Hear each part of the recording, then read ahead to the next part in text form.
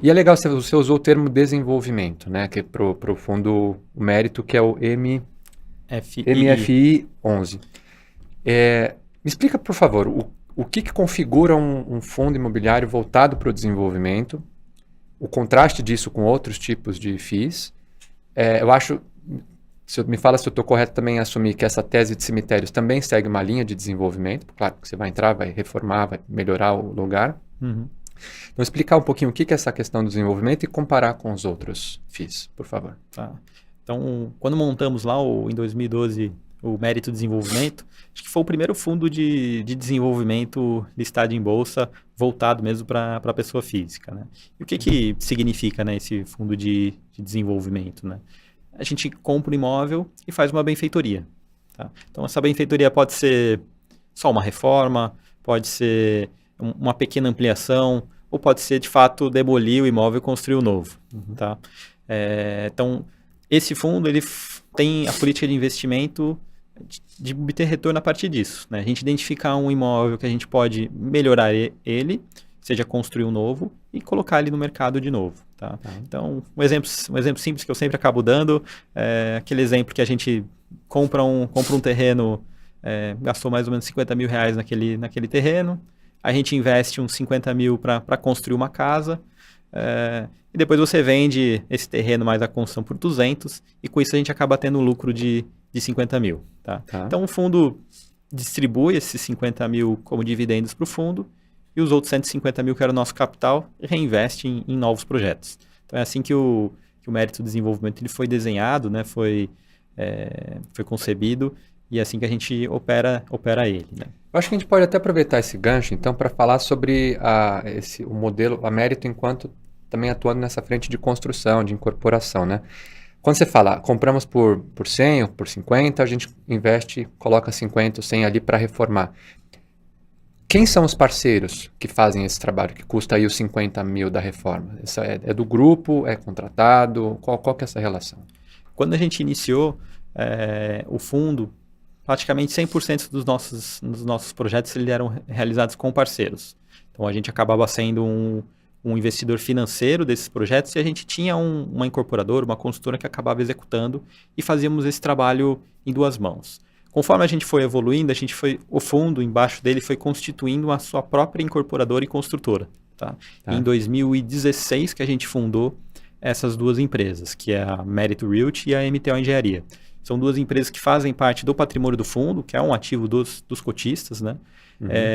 E a gente começou saindo de 100% fazendo com parcerias, e esse número foi aumentando. Então, hoje a gente deve ter mais ou menos uns 80% do patrimônio hoje já é desenvolvido pela equipe própria do próprio fundo, né, com a nossa construtora e incorporadora. Os outros 20% ainda com parceiros regionais. Né? O mercado imobiliário é um mercado um pouco diferente, né, que os construtores e incorporadores eles fazem muitos projetos em comum. Eles têm essa abertura para a gente poder negociar, conversar e tentar desenvolver projetos juntos. Né? Em outros setores, a gente vê que isso não acontece muito, mas o mercado imobiliário ele é bem comum. Então, esses 80% que vocês fazem dentro de casa, né, isso imagino que traga um ganho de escala. Você consegue, por exemplo, sinergia, os custos, por exemplo, de mão de obra, você, por estar dentro de uma estrutura maior, você consegue baixar esse custo, teoricamente, né? Você consegue ter um ganho ali de eficiência na construção. Faz sentido pensar dessa forma? Exatamente, né? A gente consegue, tendo uma estrutura própria nossa, direcionar os esforços para aquilo que a gente acredita que seja o melhor resultado. Quando você tem parceiros, às vezes a gente toma decisões em conjunto e às vezes não é exatamente 100% como a gente gostaria que fosse. Né? Tá. Então a gente gostou muito desse modelo de ter a nossa própria consultora incorporadora própria e ter os parceiros também. Porque também os parceiros eles trazem bastante informação e bastante conhecimento dos locais onde eles atuam. Uhum. Né? Então o mercado imobiliário ele é muito... não dá para dizer nem municipal, ele é meio que por bairros, né? Então, aquele bairro funciona daquele jeito, aquele bairro aquelas pessoas gostam de empreendimentos daquela forma, Então você precisa ter um conhecimento muito regional daquele empreendimento que você quer fazer. Então, às vezes um empreendimento num bairro funciona, às vezes em outro bairro não funciona, né? Então você tem que estar em cima, precisa conhecer a população, precisa saber o tipo de empreendimento que é bem aceito. E os parceiros que a gente busca sempre são aqueles parceiros que já atuam há bastante tempo, atuam em regiões diferentes que nós atuamos, para a gente ter sinergias, né?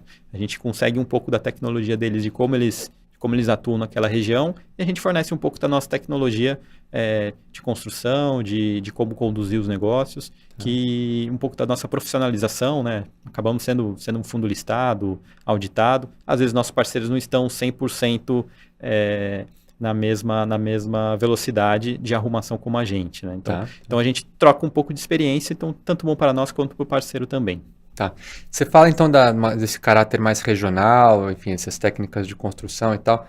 Me volta a pergunta inicial lá que eu fiz sobre esse nicho, né? O nicho de baixa renda, do Minha Casa Minha Vida. Então eu queria perguntar para você um pouco do por que vocês escolheram esse nicho e quais são então aí essas peculiaridades, essas particularidades de construção, como é que vocês escolhem a região, quais são os principais materiais e ganhos que você tem aí nessas parcerias. O fundo ele tem uma política ampla, né, de tipos de empreendimentos que a gente poderia investir. A gente participa tanto de loteamentos, quanto de condomínio de casas, como prédios residenciais. Tá? Hoje ele está sempre voltado para o mercado residencial. Tá? E nesses 10 anos de experiência, de empreendimentos que nós tivemos, né, acho que já gerimos aqui mais de 100 projetos dentro do fundo. Nós pudemos participar de empreendimentos de média, alto e baixo padrão. Tá?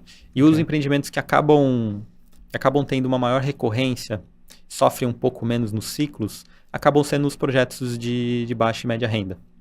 Aqui no Brasil a gente tem uma campanha muito forte, né, do governo incentivar essa classe, e isso acaba auxiliando, né, a gente fugir um pouco das baixas aí no ciclo de baixa do mercado imobiliário. Tá? Então a gente acaba concentrando um pouco mais o nosso portfólio no setor de média e baixa renda, por conta dele ser um pouco menos arriscado do que os outros setores. E o que faz ele ser menos arriscado? O que faz ele ser mais resistente a esses movimentos de mercado? Principalmente porque a gente está atuando na base da pirâmide, então o nosso universo de consumidores é muito maior, né? E esse é o universo também que existe o maior déficit, né? Então, se a gente for falar onde que está o déficit habitacional no Brasil, é justamente na pirâmide.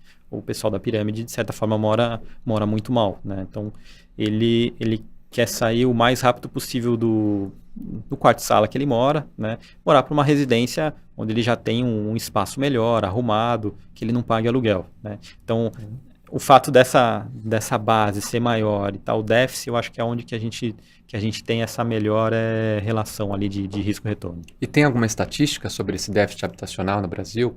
Quantos por cento? Como é que se mede isso? Isso acaba se medindo em número de unidades, né? Estima-se na casa de uns 10, 11 milhões aí de unidades no déficit, né?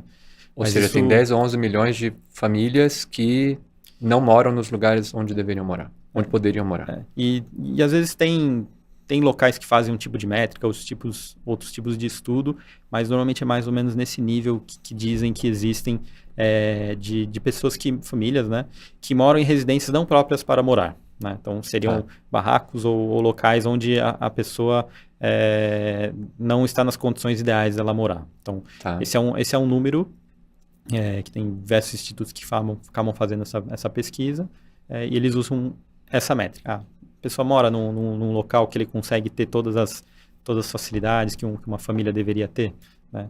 Eu imagino que entra aí é saneamento, eletricidade...